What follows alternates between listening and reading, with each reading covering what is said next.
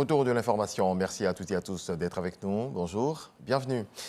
Fin de la visite du lieutenant-colonel Paul-Henri Damimba en Côte d'Ivoire. Le président de la transition, chef de l'État du Burkina Faso, a quitté Abidjan hier lundi.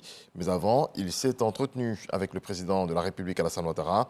Renforcement de la coopération, processus de transition et de réconciliation, des thèmes abordés au cours des échanges. Jérôme Kofi Abola. Le lieutenant-colonel Paul-Henri Sandaogo Damimba au bord de la lagune Ébrié ce lundi pour une visite d'amitié et de travail sur le sol ivoirien. Le président de la transition au Burkina Faso et le président de la République de Côte d'Ivoire, son Excellence Alassane Ouattara, se sont entretenus à cette occasion au palais présidentiel. Entretien à l'issue duquel le chef de l'État ivoirien s'est dit heureux d'accueillir son hôte sur cette terre ivoirienne qui est aussi la sienne, tout en le félicitant des initiatives prises quant à la réconciliation et la cohésion au Burkina Faso. J'ai le grand plaisir et l'honneur de recevoir mon jeune frère, le président Paul-Henri Sandaogo Damimba, président de la transition, chef de l'État du Burkina Faso. Et je voudrais vous dire, Monsieur le Président, notre joie de vous recevoir aujourd'hui et vous dire combien ceci nous paraît normal, puisque les liens entre la Côte d'Ivoire et le Burkina sont très anciens, vraiment des liens, l'histoire, les peuples comme la géographie, et une histoire qui faisait que les deux pays à un moment donné formaient littéralement le même. Et donc ici, vous êtes chez vous, Monsieur le Président. Et je voudrais aussi vous dire toute notre compassion, la compassion de tous les Ivoiriens concernant toutes les victimes avec la situation des groupes armés terroristes qui font beaucoup de dégâts au Burkina et vous féliciter pour tous les efforts qui sont faits pour maîtriser cette situation. Surtout insister sur le fait que la Côte d'Ivoire est en plein soutien à vos efforts. Et nous estimons que cette situation d'attaque terroriste concerne toute la sous-région et que nous devons tout faire pour vous soutenir et pour vous aider et aussi pour continuer d'échanger les renseignements, d'avoir une coopération au niveau de nos forces de défense et de sécurité, que ce soit au plan bilatéral comme dans le cadre de l'initiative d'Accra. Monsieur le Président, je voudrais aussi vous dire combien nous avons apprécié vos initiatives en matière de dialogue entre les populations, de vos initiatives de réconciliation, car dans de telles situations, la réconciliation est un levier important pour recréer la confiance entre les différentes populations dans un même pays. Et enfin, vous réitérez toute notre disponibilité à reprendre et à renforcer la coopération économique et financière entre nos deux pays et dans le cadre de la sous-région.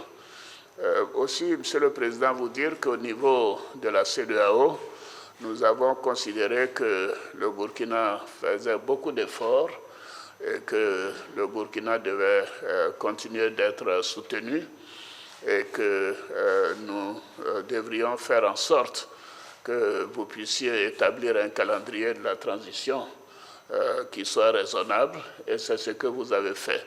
Et bien évidemment, la fin de ce processus doit être des élections démocratiques le moment venu, et nous vous faisons confiance quant à votre décision de respecter les engagements que vous avez pris avec les organes de la CEDEAO, notre communauté.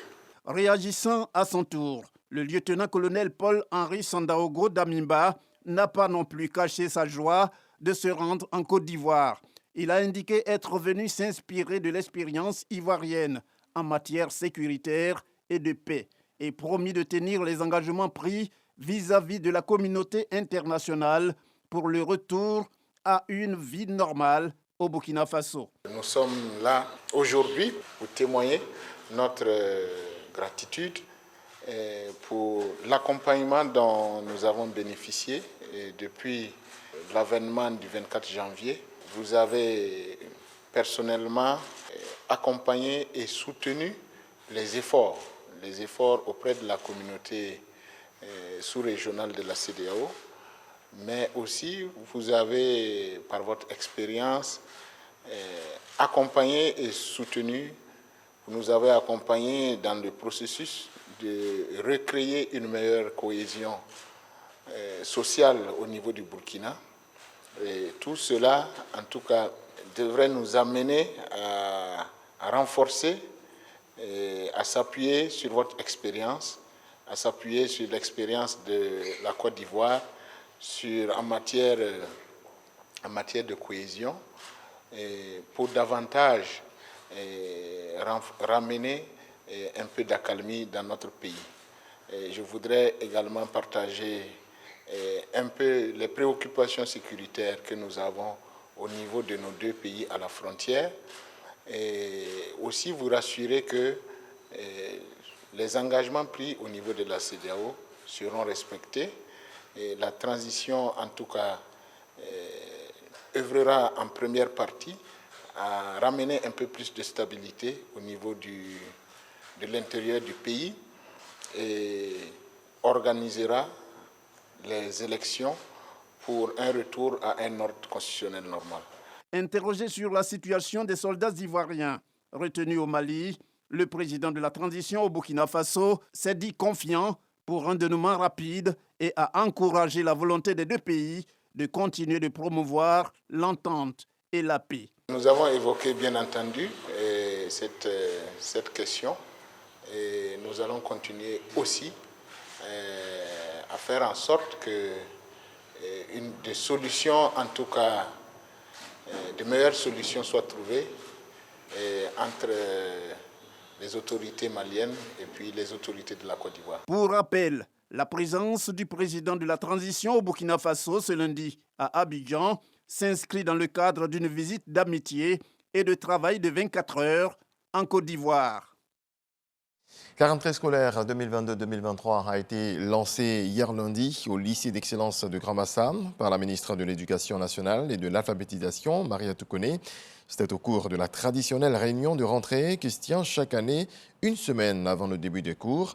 Cette mise en route a été l'occasion pour la première responsable de l'Éducation nationale de se réjouir des résultats des examens scolaires passés qui reflètent, selon elle, le niveau réel des élèves et indiquent les efforts à faire pour relever le défi de la qualité. La rentrée scolaire 2022-2023 débute donc le lundi 12 septembre 2022 et prend fin le lundi 31 juillet. Elle se tient sur 32 semaines et est subdivisée en 3 trimestres. La ministre Mariatou Koné a insisté sur la gratuité des inscriptions et de la maternelle au CM2. Parlant justement de maternelle, sachez que les inscriptions ont débuté hier lundi. Les élèves en classe de CP1 sont également concernés. Depuis hier donc, parents d'élèves, élèves et encadreurs sont en action dans les établissements. Nos reporters sont allés constater de visu. Khalil Diomandé, Jean-Marc Djadji. Lundi 5 septembre 2022, c'est le début des inscriptions au préscolaire et au CP1. Groupe scolaire Château d'eau de Cocody, il est 10h45. Ce n'est pas l'ambiance des grands jours. Clarisse vient pour l'inscription de sa nièce. Dans la salle d'attente, quelques parents. Pour éviter les longues files d'attente de retardataires, ils sont présents ce matin. C'est plus facile le premier jour. Ça te permet de t'apprêter. Là, au moins, tu es tranquille.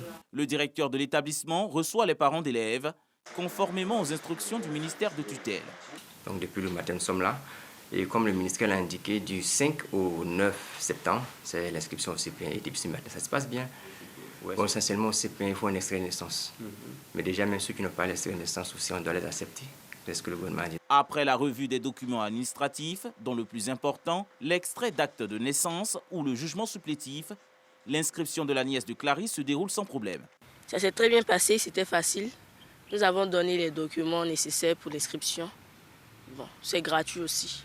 Chez les plus petits, à l'école maternelle Château d'eau de Cocody, Rémi, âgé de 3 ans, est tout enthousiaste. Il va intégrer la petite section cette année. On a décidé de venir le premier jour, voilà, pour que l'établissement accueille notre enfant. Les parents viennent avec un extrait de naissance et un certificat de vaccination pour l'inscription.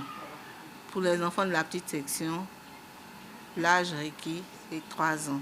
Pour la moyenne section, c'est 4 ans et pour la grande section, c'est 5 ans. Au centre de protection de la petite enfance de l'INFES de Cocody, le décor est différent.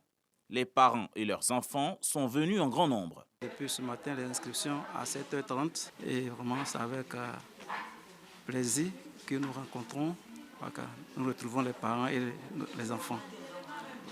Les maîtresses sont très souriantes, sont contentes de nous recevoir et c'est vraiment avantageux. J'invite les parents à préférer toujours les premiers jours de la rentrée pour venir faire les inscriptions de leurs enfants, pour éviter un peu les bousculades. Cette affluence est le résultat d'une communication bien menée, selon la directrice de l'établissement. Dès que le ministère donne le coup d'envoi pour les inscriptions, nous mobilisons nos équipes, nous mobilisons tous nos parents, parce que nous avons un service de communication, pour que tout le monde soit là, pour que tout soit fait, pour que les parents puissent commencer les inscriptions dès le début de la date fixée par le ministère de l'Éducation. On a toujours un quota. Voilà. Donc, dès que le quota est atteint, on ne peut plus prendre d'autres enfants. Dans la commune d'Adjamé, le groupe scolaire 220 logements affiche une mine timide. Les parents d'élèves se font rares. Le personnel éducatif reste cependant mobilisé pour la circonstance. Et donc depuis 7h30, nous sommes là. Malheureusement, les inscriptions sont timides. Nous voulons donc lancer l'appel aux parents qui sont encore réticents, qui n'ont pas encore sûrement l'information, de se mobiliser afin que nous puissions mettre à profit cette semaine pour que la semaine prochaine, véritablement, l'école puisse démarrer. Malgré la faible affluence, les inscriptions pour les classes du préscolaire et du CP1 ont bel et bien débuté. Elles se poursuivent jusqu'au vendredi 9 septembre. La rentrée, quant à elle, débutera effectivement le lundi 12 septembre. On poursuit en bref et en image. Le ministre de l'Équipement et de l'Entretien routier, Amédée Kofi Kwaku, a procédé dans le village de Moapé, dans le département d'Adzopé, au lancement de l'opération de réduction de Dodane sur la route de l'Est. Pour le tronçon Abidjan-Animé-les-Cros, 250 km. On compte 270 km, on compte 250 Dodane et 13 pour Moapé qui abritent le lancement de l'opération. Ils seront réduits de moitié pour une meilleure fluidité tout en maintenant la sensibilisation pour éviter les accidents de la route. Dans le reste de l'actualité, c'est confirmé. William Ruto est le président du Kenya. La Cour suprême a validé ce lundi l'élection de l'ancien vice-président à la tête du pays. Il était face à Raila Odinga, figure historique de la politique kenyane. Ce dernier se dit prêt à accepter le verdict de la Cour suprême. Le dernier réacteur en fonctionnement de la centrale nucléaire ukrainienne de Zaporizhia, la plus grande d'Europe et occupée par les forces russes, a été débranché du réseau ce lundi. Depuis plusieurs semaines, Russes et Ukrainiens s'accusent mutuellement de ces bombardements. L'AUA rendra ce mardi un rapport sur la situation à Zaporizhia. Et puis, du football, c'est jour de match. Aujourd'hui, la Ligue européenne des champions reprend ses droits. De nombreux chocs en perspective. À suivre, entre autres, ce soir, Paris Saint-Germain, Juventus, Séville, Manchester City ou encore Dynamo Chelsea ou Celtic, Real de Madrid. Point final, excellente journée à vous tous. Paix dans vos foyers.